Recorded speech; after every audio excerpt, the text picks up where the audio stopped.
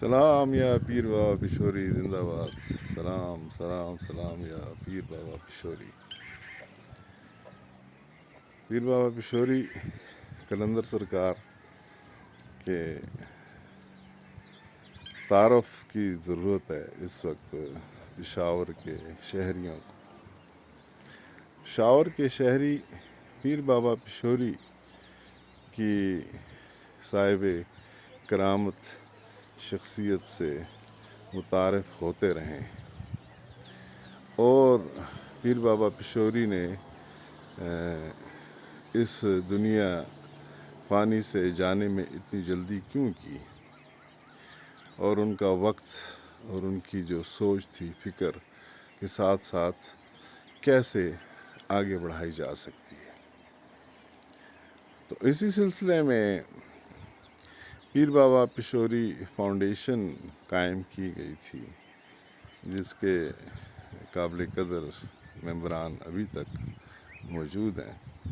ان سے بھی ایک درخواست ہوگی کہ وہ پیر بابا پشوری فاؤنڈیشن کی طرف نظر کریں تاکہ پیر بابا پشوری فاؤنڈیشن کو رجسٹر کروایا جا سکے، اور ان کی شخصیت، ان کے علم، ان کی سوچ، ان کی فکر اور ان کی تحریک جو انہوں نے آج سے 1994 میں جاری کی تھی. تو 1994 میں انہوں نے جو ہندکوان کو تصوف سے روشناس کروانے کی ایک کوشش شروع کی تھی اور عوامی سطح پہ آ کر کوشش کی تھی، ان کا جو تبلیغی انداز تھا وہ ہمارے پشوری زبان میں یارانے دوستانے والا انداز تھا.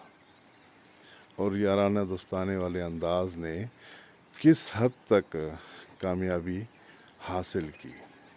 تو اس سلسلے میں گل پشوری کے تحت آپ کو پیر بابا پشوری کی شخصیت سے متعارف کرواتا چلوں کہ پیر بابا پشوری علاقہ گنج سے تعلق رکھتے تھے، اور محلہ ہودہ ان کا مخصوص ایک محلہ تھا جس میں انہوں نے اپنی جوانی کے دن گزارے. اپنی خلافت کے حصول تک جو تمام وقت تھا انہوں نے وہیں گزارا، اور اس کے بعد وہ خاندانی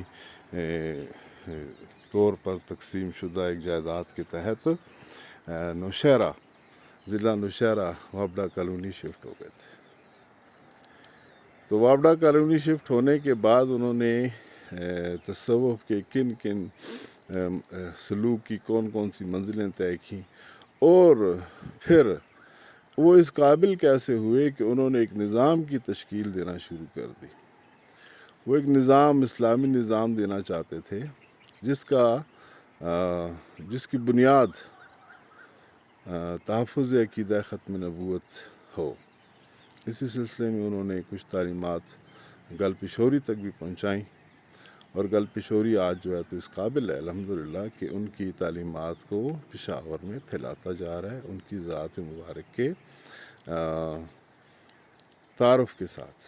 تو پیر بابا پشوری پر اپنے توجہ قائم کیجیے.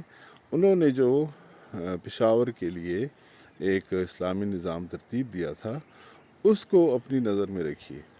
تو اسی سلسلے میں جو ہے تو گندھارا ختم نبوت بورڈ کا قیام بھی عمل میں آتا ہے، اور انہوں نے اسی چیز کی جو ہے تو منظوری بھی دے دی تھی روحانی طور پہ کہ آگے چل کے انشاءاللہ اس کو کامیابی کی طرف لے کے جانا ہے. عوام نے لے کے جانا ہے، عوام میں پیش کریں گے، عوام میں اس کے ممبرشپ پیش کریں گے، اور تاکہ عوام اسی کو اپنا ایک مستقبل سمجھ کر، اپنا ایک اثاثہ سمجھ کر اپنا ساتھ لے کر چلیں. تو آپ صاحب کرامت اولیاء کرام کی فہرست میں جب بھی آئندہ کی تاریخ میں پائیں گے تو آپ کو پیر بابا پشوری قلندر سرکار کی فیوز و برکات اپنے ساتھ ساتھ محسوس ہوں گے انشاءاللہ العزیز. السلام علیکم ورحمۃ اللہ وبرکاتہ.